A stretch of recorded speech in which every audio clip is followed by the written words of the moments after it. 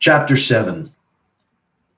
The next morning, I was reading the circuit section of the Times and drinking my second cup of coffee. When the phone rang, I picked up the portable and said hello. Zach? Hey, Cynthia. How are you? I'm fine. How are you? I'm okay, I guess. I'm a little weirded out. How so? I sat on the radiator cover and looked out through the window down to the corner. I feel a little disjointed. A lot's going on right now. You haven't had time to get over the shock. You're in a new place, starting a new job. I guess. I listened to the distance between Manhattan and Springfield as I sipped my coffee. It was a long, thin sound, and it kept on coming. It's lonely here, I said. She said, you just got there last night. Yes. How are the people you're working with? I haven't met any of them yet. I was picked up at the bus station by some volunteer from the theater, and, well, that's a whole story, she laughed. And I'm being housed by another volunteer. What's the story? What? About being picked up at the station. You said it was a whole story.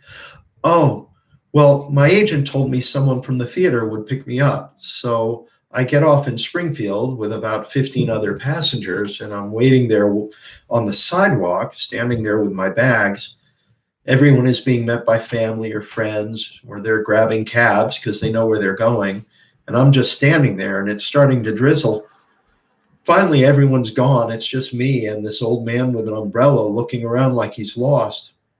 Then he goes to a payphone, and I hear him say, I'm telling you, I'm standing here in the rain, and she's not here. Then he says, hold on.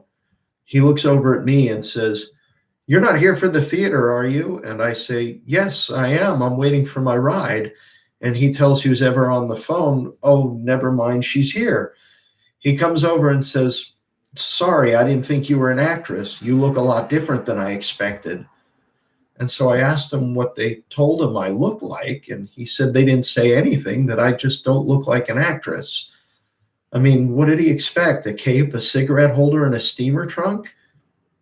What about where you're staying? How's that? It's all right. I'm staying with another volunteer.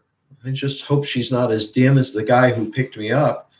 She had a nice, simple dinner prepared when I got in, and we ate together. I mean, she seems very nice, but what? Well, I think she's lonely. She's a widow, and both her kids live far away, and she's got grandkids, but she hardly ever sees them. And anyway, I think I'm supposed to keep her company. I think that's why she volunteers to house actors. And, oh, Zach, I don't think I can keep anybody company right now. Her voice broke.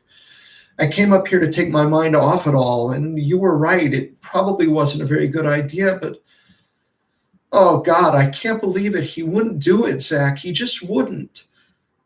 That's what you've been saying, Cynthia, but no one ever sees it coming, and everyone feels guilty afterwards, and angry, and abandoned. Most of us never seriously contemplate suicide, and so we can't really fathom it when someone actually does it. It's normal for you to reject it. You didn't know him, Zach. That's true, I said. I took another sip of my coffee. But you were telling me just the other night that he'd been having a pretty tough time of it lately. Yeah, but he'd been through worse, she sniffled. Maybe it finally wore him down. I don't believe that. Plus, there's something else, something I can't put my finger on. What do you mean? I asked. His mood had been really different the past 2 months or so. Even with the lousy stuff that was happening, it was like he suddenly had some sort of purpose. He used to lie around in bed until he had to get up for acting class or work or rehearsing a scene or something. Usually I'd come home from appointments or errands, and if he didn't have to be somewhere, then he just couldn't be motivated. He'd be sitting around in his bathrobe watching soaps or Jerry Springer. He was captivated by those tell-all confrontation shows. Then, I think it was a couple of weeks before he got fired from his job, all of a sudden he was busy with something. He'd get up early and leave, or he'd be shut up in his room on the phone with the door shut. That was something that he never did. He always talked on the phone in front of me, but suddenly he had all this private stuff going on, stuff that he wouldn't share with me. Did you ask him what was going on? Not directly, no. And if I asked him where he was headed, what he was doing, he was evasive, not secretive or anything, but he'd just say he was running errands or meeting a friend for coffee or going to the movies. But if that was true, he was suddenly doing it more than he ever did in all the time I'd known him. Look, Cynthia, the cops are usually pretty good about this stuff. If you don't think he killed himself, then the other explanation is, well, it's not all that pretty what the police are saying. You seem sure that Alex wasn't into anything like that, but maybe this behavior you're describing, he wasn't, goddammit. How can you even? I'm not saying that's what happened, I interrupted her. It's just that those seem to be the only alternatives, unless you can think of another one. She paused, then said, belligerent, like what? I don't know, Sin. That's why I'm asking. I don't have any answers, Zach, she said with more heat. It's just, damn it, I lived with him. I knew him. I can't believe he would have done it. Okay, I'm sorry. I listened again to the sound of the distance between us. Listen, Cynthia, you're right. You knew him best. I'm not trying to tell you you're wrong. I'm just not sure where you're going to be able to go with this. Me neither, she said. Do you want to talk to someone? Talk to someone? About what you've been through? What I've been through? I have a friend you could talk to help you process this. Process this? I'm sensing some resistance to this idea. Zach, I'm upset, she said, raising her voice. I miss him. I can't believe he's gone. And you and the cops are suggesting? I'm not suggesting anything, Cynthia.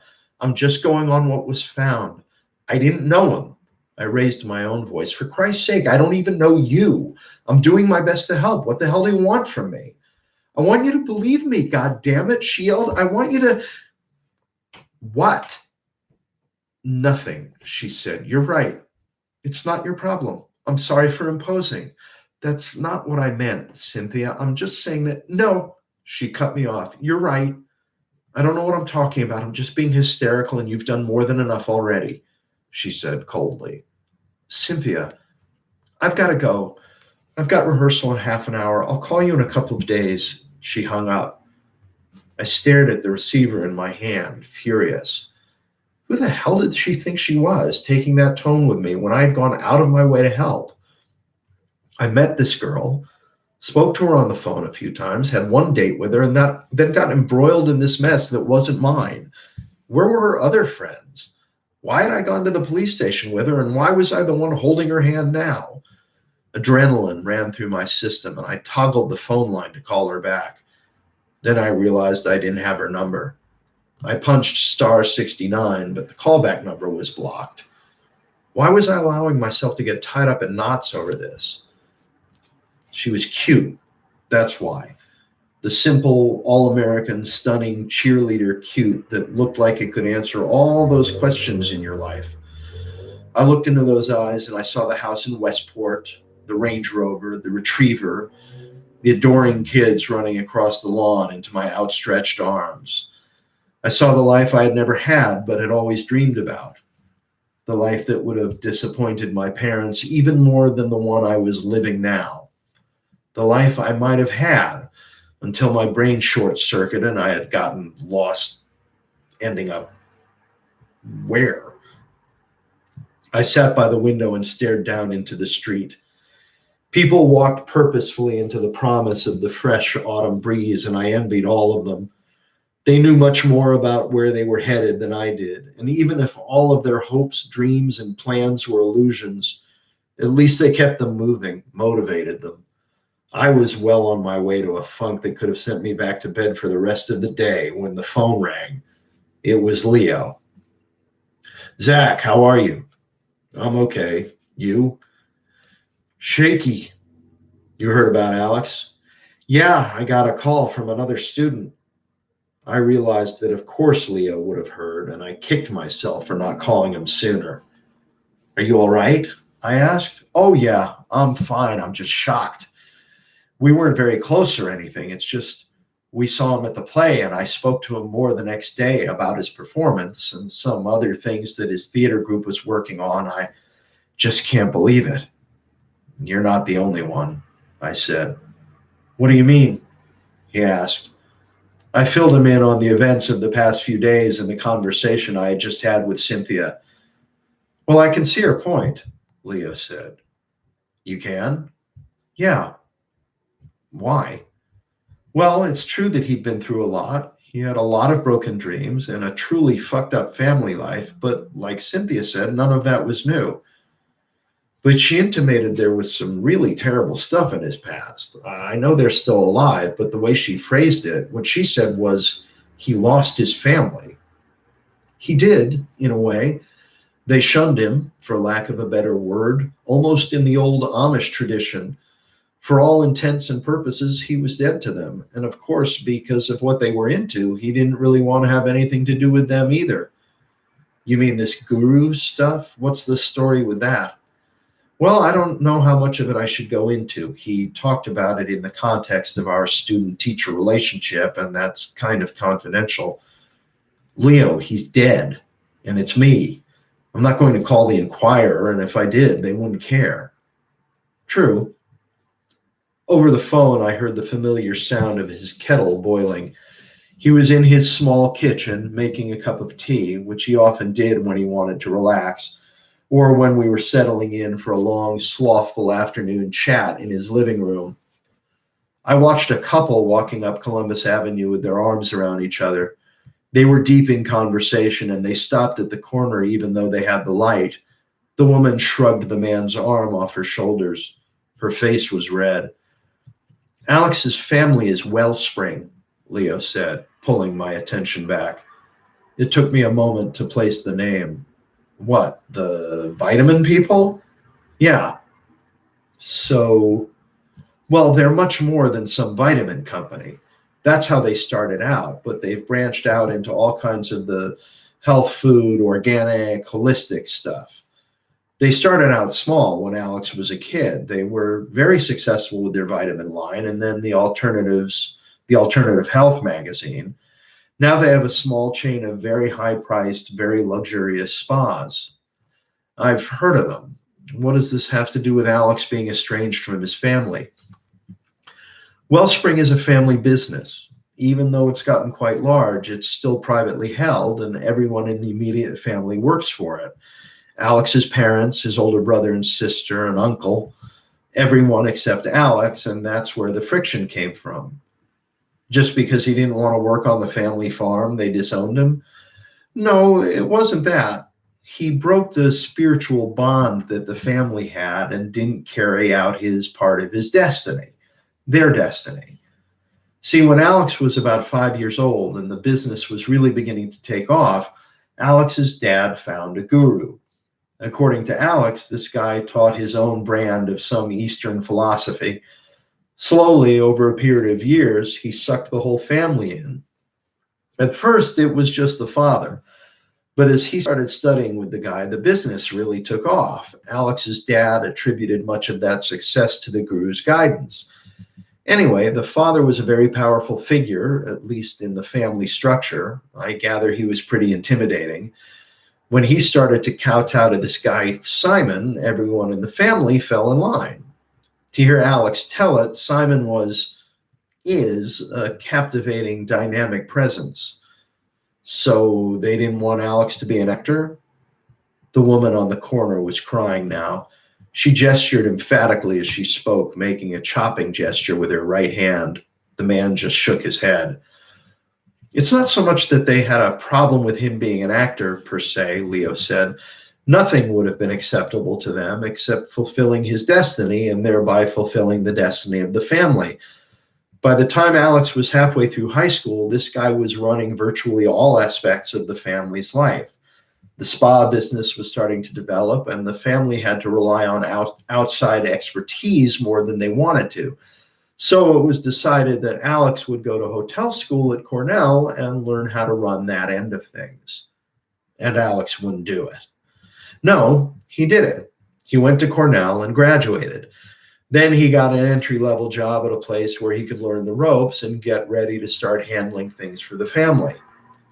So what happened? His girlfriend, actually his fiancée, killed herself. She was another student of Simon's. When that happened, Alex lost his faith. How could Simon be an enlightened spiritual advisor and not see that coming? Alex quit his job and went back to school for his MFA in drama, and that's when his family cut him off. Let me see if I've got this right. They basically said, "You're dead to us because you won't run our hotels." I think it's more complicated than that. There was a lot on Alex's side of the equation, too. He saw his family under this guy's thumb, felt they had lost their autonomy, so he didn't want too much to do with them either. Anyway, I know there's a lot more to this story than what I've told you, but that's about all he gave me in the way of detail. And you can imagine all that would be pretty traumatic, but he came through it. From what I could tell, he bounced most of the way back. And all of this was several years ago. I can't see him killing himself over it now. So you think something else must have triggered it? I would guess so, but what? Well, he just lost his job. It was a bartending gig. Who cares? Struggling actors don't kill themselves over bartending gigs. Hadn't he just lost his agent too? Again, who cares? It's not like he was working a lot. They sent him out every once in a while. Most of the shows he did were showcases or small parts at regional theaters. He could still get that kind of work even without an agent. And he was having meetings. He would have gotten a new agent or at least freelanced at a few places. So you don't have any ideas? No. Cynthia knew him best, and if she can't think of anything, I certainly can't. I heard him sip his tea. What's your interest in this anyway? I don't exactly know. I've kind of gotten myself wrapped up in it just by virtue of having been with Cynthia that night, and that cop really pissed me off. I sipped my coffee. Also, what the hell else am I doing with my life? I don't know. What the hell are you doing with your life? Yeah. I looked out the window. The couple on the corner was done arguing, and the woman was walking away up Columbus Avenue, head down, shoulders bent into the wind. The man stood with his hands in the pockets of his coat and watched her go. He spat into the street, turned on his heel, and headed south. That's the question, isn't it? And that is the end of chapter 7. So remember to subscribe to my channel if you haven't by hitting the subscribe button there on the screen and ringing the bell so that you get notifications. And also head over to MatthewArkin.com and sign up for my newsletter. If you haven't already, you'll get articles on writing and acting. Thanks for joining me.